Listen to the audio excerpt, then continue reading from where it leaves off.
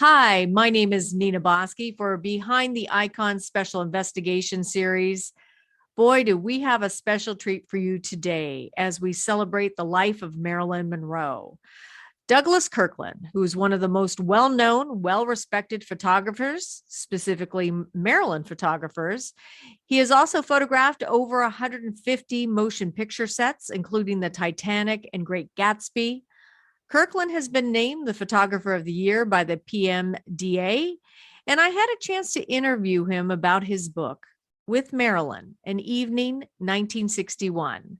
And photographer Douglas Kirkland presents an extraordinary collection of photographs that allows us to pry into the mysterious woman, unveiling an intimate night that the world-class photographer shared with this icon. So, Douglas, let's go back to that night as a young man when you got a chance to meet Marilyn up close and personal. Nice to be with you today. And you didn't say glitterati exactly right. Oh, well, that's good, because I was like, I'm not quite sure how to, it's a to say strange this. name, but it's a very special name. It's a boutique publishing house, and I've done 8 books with them. And Wow. The Marilyn book is the most important one.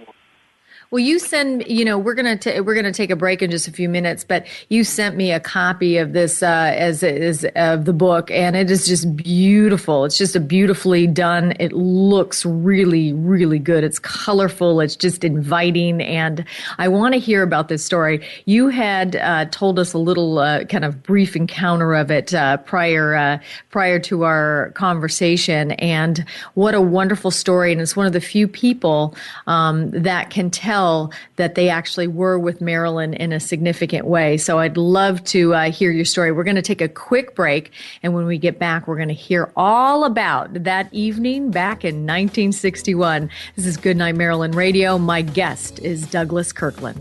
So Douglas Kirkland is with me. His wonderful book, With Marilyn, An Evening back in 1961. So Douglas, let's go back to 1961. You as a photographer, a young photographer, what happened and how did you get to meet Marilyn? Well, to begin with, I want to say that I've worked around the film industry for close to 60 years now. And of all the people I've photographed, and it's an extensive list, no one seems to hold the interest that matches Marilyn Monroe.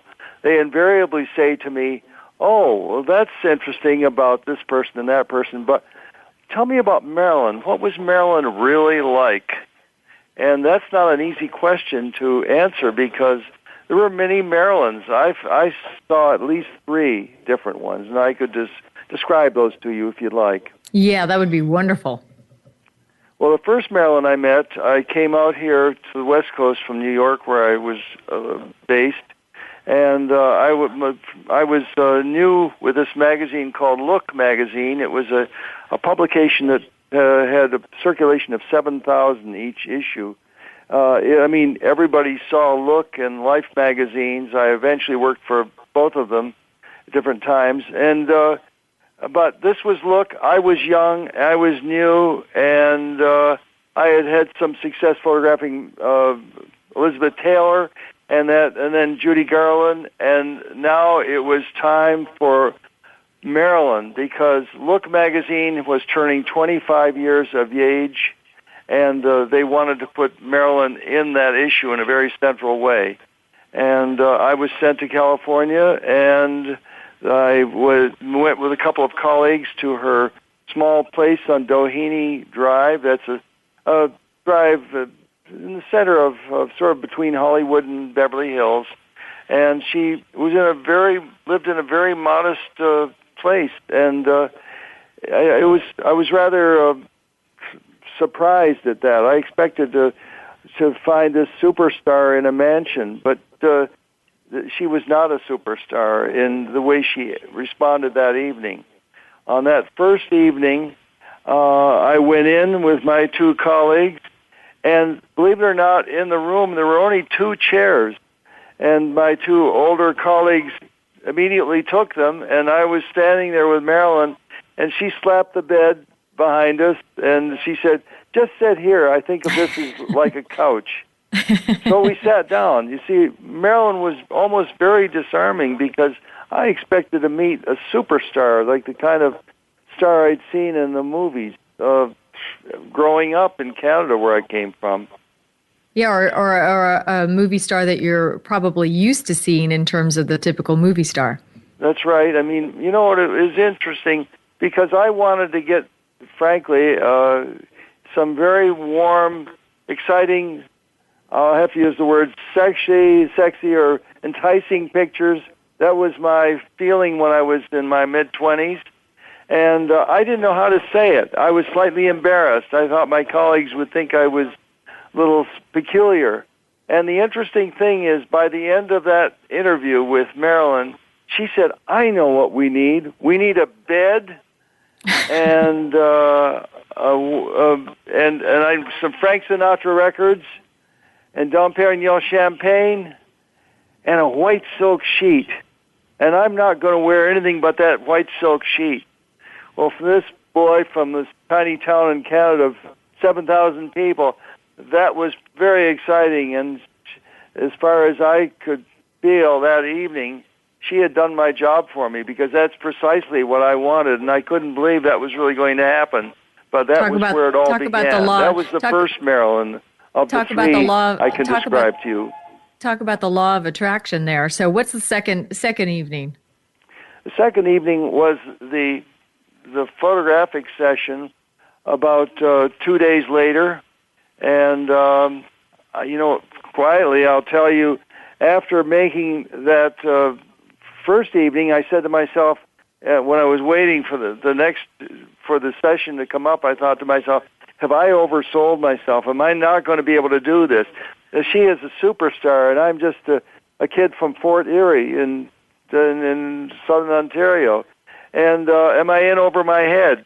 But I went to the session, prepared. Frank Sinatra records were there.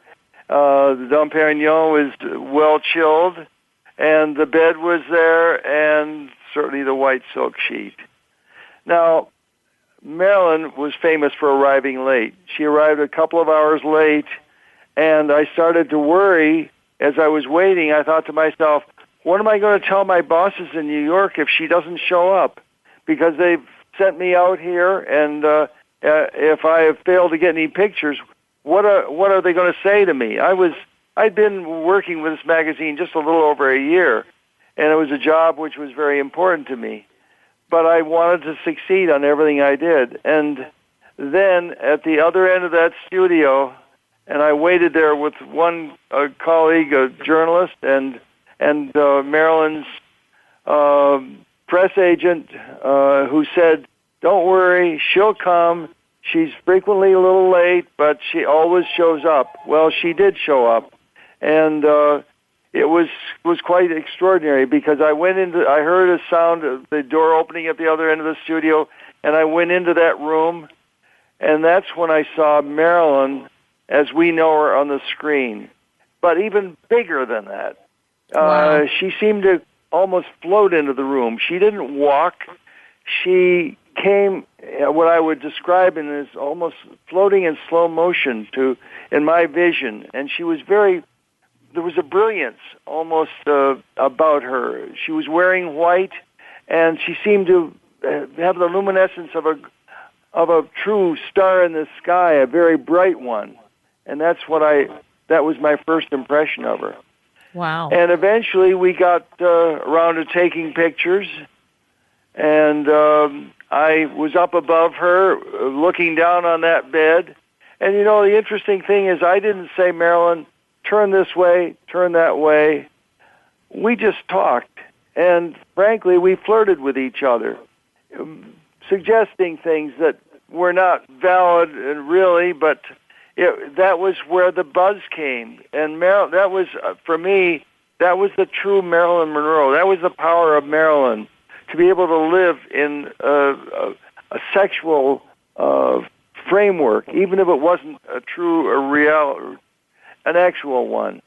And eventually, And Douglas, isn't it also at that time that, like you think about it, between the photographer and the star, I mean, that's a beautiful dance that actually in those photos that you have in that book, I mean, it just captures that intimacy there.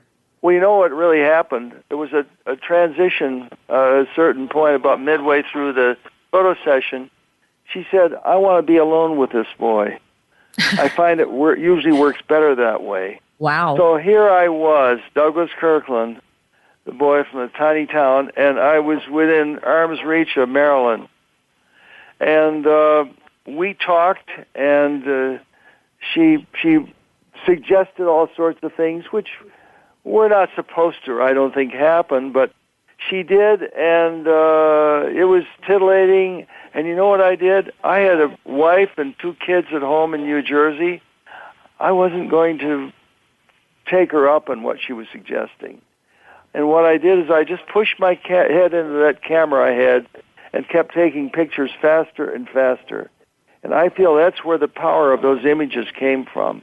Well, in some ways, the suggestiveness of that dance that the two of you were doing was probably more powerful that way than actually if you would have acted on it, being the fact that you are, married and children and all that stuff. It just sounds like the camera took a life of its own. The camera had a license of its own, actually, and it took it all in. And I'm glad, in retrospect, that happened that way. I wasn't being noble or anything. I didn't think it through. This is just the transition of what really occurred. And that's where these pictures that people talk about so often came from. And how beautiful they are. And I think about with Goodnight Marilyn, the movie, it's just those pictures actually have such a beautiful, beautiful context to them. So, and you were how old when that happened? With Marilyn, I was 27 at that time. 27. So and that she was the 36. 36. So that was right before her death. So what happened next? It was about 9 months before her death. 9 months before This was in November. Death. She died the following August. Okay, so she was probably 35, 36 because she died at 36, correct. Right? Yeah. So what was the third time you met with her? That was only okay. To begin with, I'll just say we went through that evening taking these pictures with this electricity in the air, and then I said we'd better let these people back in, and they came in, and we started folding things up. I had an assistant, and he hadn't been allowed in the room either, and he took one picture of my lying beside Marilyn, just the way we were like minutes before, and it's great to have that image, and that's one of the pictures in the book. But frankly, the next time I saw her was about 12 hours later. I had the film developed almost immediately. It was a Saturday morning, and I had the film developed, and I prepared it to take over to show Marilyn. She wanted to see her pictures. This was not a time when we had digital photography like we have today. This was at a time when film had to be developed, and that process took at least 3 or 4 hours to have performed. And so by the following afternoon, I had the pictures, and I'd gone through them. But I went over to her Doheny apartment again, where I'd been on that first evening, and I rang the doorbell, and nobody came. And I started to get very uncomfortable. I said to myself, we had a date, and Marilyn said she wanted to see the pictures. And then the door eventually, after I rang it 2 or 3 times, cracked open like 2 inches. And I saw Marilyn wearing dark glasses and a scarf over her head. And it was a dark Marilyn. And the room was darker than it had been. And I don't know what had occurred in that 12-hour period. But this was not the woman, sort of girl next door I'd first known, or the sexually charged screen Marilyn that I'd lived with that just 12 hours earlier. This was a dark Marilyn. Who knows what had happened? Was she talking with the White House? Was she talking with what brought her down? Yeah. And eventually she got looking at the pictures. She looked at them very quickly first and said she'd like to take a break. and she left the room and came back, and she looked at them some more, and she started to like certain ones. And eventually she picked a couple of the ones that are emphasized in our book, An Evening with Marilyn, 1962. And she looked at those, and she started to talk about that girl. She's speaking of herself in the third person. That girl is the kind of a girl that any man would like to be in that bed with. She was squeezing a pillow. I guess that was supposed to suggest a man. And she said, a truck driver. That excited her, the idea of a truck driver, a real man, not a movie star, not a director, but a man's man. Wow. That's the kind of guy who would like to be in that bed with that girl. Wow. And that was the Marilyn I saw on that last evening.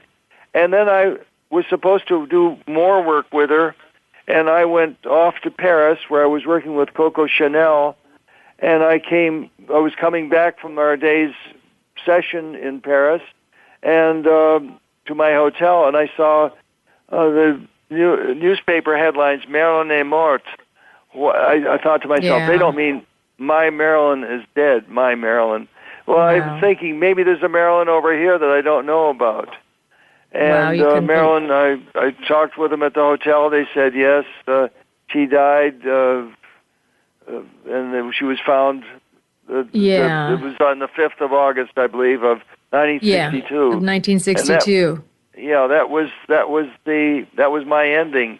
And I thought to myself in a very peculiar way, well, Marilyn, I guess we won't have that session we talked about, that next session together. Yeah, but you had such what a beautiful context to have, and what a wonderful memory that it is captured in all of your photos, and your way of bringing your photos to life with this wonderful story. So I just want to say thank you so much, Douglas Kirkland, for being on the show today and sharing with us a little glimpse into that night back in 1961. There you have it, Douglas Kirkland. Very few people alive today can actually share their experience of Marilyn Monroe firsthand. And even though Marilyn is not with us in life, his photos of her will live on as a memory and a legacy of Marilyn Monroe. So for Behind the Icon, I'm Nina Boski. And remember to hold a good thought for Marilyn, but hold a good thought for yourself.